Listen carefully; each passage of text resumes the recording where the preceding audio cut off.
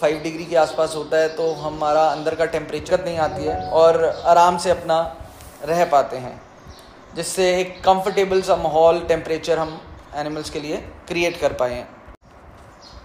इस डिज़ाइन में जो एक और अच्छी चीज़ हमारे लिए रही कि जो हमारे यहाँ पे वर्किंग स्टाफ है, जो काम करने वाले लोग,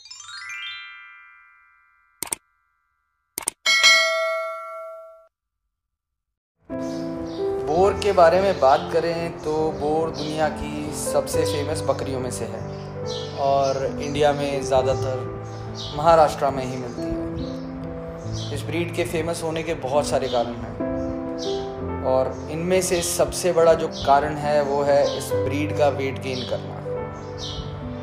ये ब्रीड के जो मेल हैं वो 1.5 साल के अंदर 100 kg वेट को अचीव कर सकते हैं और अगर पूरी तरह से ग्रो करने की बात करें तो 150 kg तक भी जा सकते हैं। लेकिन अगर हम बात करें ब्रीडर्स के बारे में, जो मेल ब्रीडर्स होते हैं उनके वेट को ज़्यादातर कंट्रोल में ही रखा जाता है। बोर जो है वो एक स्टॉल फीडिंग फ्रेंडली ब्रीड है, यानी इसको कहीं घुमाने लेके जाना एक कंपलसरी चीज़ नहीं है। ये एक ही जगह पे रख के ईज़िली पाली जा सकती है और स्टॉल फीडिंग में भी अच्छी ग्रोथ ये कर लेती है। अगर बात करें बच्चों की तो आमतौर पर ये ब्रीड हमें एक बार में 2 बच्चे देती है और बच्चों का जो रेशो है वो 50-50 का रहता है। बोर ब्रीड के फेमस होने का एक और रीज़न इसका मदर इंस्टिंक्ट भी है, यानी ये बच्चों के देखभाल बहुत अच्छे से करती है। इस ब्रीड की फीमेल्स भी बहुत अच्छा वेट गेन करती हैं। मतलब अगर मैं मैच्योर बकरी की बात करूं तो लगभग 70 से 80 kg तक का वेट ये गेन कर लेती हैं और मैंने 90 kg तक की बकरियां भी देखी हैं बोर ब्रीड में। और इसकी एक और जो खासियत, ये भी एक रीज़न था जिससे हमें ये रियलाइज़ हुआ कि हमें बोर पे ज़्यादा काम करना चाहिए। हालांकि बोर एक महंगी ब्रीड है, पर अगर आज की डेट में हम कंपेयर करें तो बीटल और बोर बकरियों में प्राइस में बहुत ज़्यादा डिफरेंस नहीं रहा है।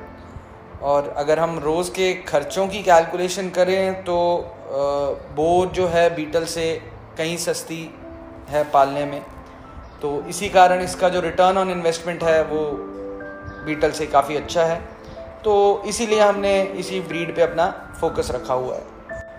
इस ब्रीड के जो बच्चे हैं वो शुरुआती दिनों से ही अच्छे स्ट्रक्चर में होते हैं, अच्छे वेट पे होते हैं और इनिशियल डेज़ में वेट गेन भी अच्छा कर लेते हैं। ये जो खासियत है वो ये है कि ये इतनी हैवी वेट होने के बाद भी फीडिंग कॉस्ट बहुत ज़्यादा नहीं रहती है। हमारे फार्म पे अगर मैं बात करूं एवरेज फीडिंग कॉस्ट की, तो एक बड़े मैच्योर एनिमल की फीडिंग कॉस्ट आज की डेट में अप्रॉक्सीमेटली 20 से 25 रुपये आती है। और नॉर्थ इंडिया में अभी बहुत ज़्यादा लोग इस ब्रीड के बारे में नहीं जानते हैं और हम कोशिश कर रहे हैं कि नॉर्थ इंडिया में इसको फेमस करें, क्योंकि नॉर्थ इंडिया में बड़ी बकरियों में फ़िलहाल बीटल जो है वही ज़्यादा फेमस है और नॉर्थ इंडिया में इस ब्रीड पे अभी ज़्यादा लोगों ने काम भी नहीं किया है, तो इसलिए इतना बढ़ावा भी नहीं मिल पाया है। पर जब हमने अपनी स्टडीज़ करी और जाके लोगों के फार्म्स को एक्सपीरियंस की, कोशिश यही रखते हैं कि बकरी को 2 दांत होने के बाद ही क्रॉस कराएं, यानी लगभग 1 साल से ऊपर उम्र होने के बाद ही क्रॉस कराएं, उसमें ज़्यादा अच्छे रिजल्ट्स आते हैं।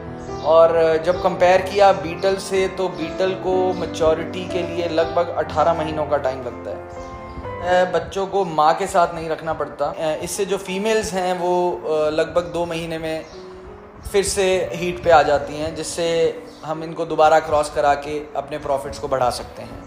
अपने फार्म को बनाने से पहले हमने कई फार्म्स को देखा, उनके स्ट्रक्चर्स को देखा और कई सारी चीज़ों को देखने के बाद कि जब गर्मियों में टेम्परेचर हमारे यहाँ पे 50 के राउंड चला जाता है, तो अंदर का टेम्परेचर जो है वो लगभग 10 से 15 डिग्री ईजीली कम होता है और फैन चलाने के बाद वेंटिलेशन होने की वजह से और डाउन हो जाता है। और सर्दियों में भी अगर हम बात करें, जब हमारे यहाँ पे टेम्परेचर लगभग 5 डिग्री के आसपास होता है, तो हमारा अंदर का टेम्परेचर जो है वो 15 डिग्री से ऊपर रहता है, जिससे कि एनिमल्स को ज़्यादा दिक्कत नहीं आती है और आराम से अपना रह पाते हैं, जिससे एक कंफर्टेबल सा माहौल, टेम्परेचर हम एनिमल्स के लिए क्रिएट कर पाए हैं। इस डिज़ाइन में जो एक और अच्छी चीज़ हमारे लिए रही कि जो हमारे यहाँ पे वर्किंग स्टाफ है, जो काम करने वाले लोग हैं, उनके लिए काम करना बड़ा आसान हो जाता है। फीडिंग करते हुए जानवर और काम करने वाला दोनों लोग ज़्यादा परेशान नहीं होते हैं। हमारे इस फार्म में अगर मैं बात करूं इस बाड़े की, तो एक अकेला आदमी पूरे बाड़े को 10 मिनट में फीड कर लेता है। इस डिज़ाइन की वजह से फीड की भी कोई वेस्टेज नहीं होती है, क्योंकि कोई भी एनिमल खुरलियों के अंदर नहीं घुस पाता, जिससे फीड साफ़ सुथरा रहता है।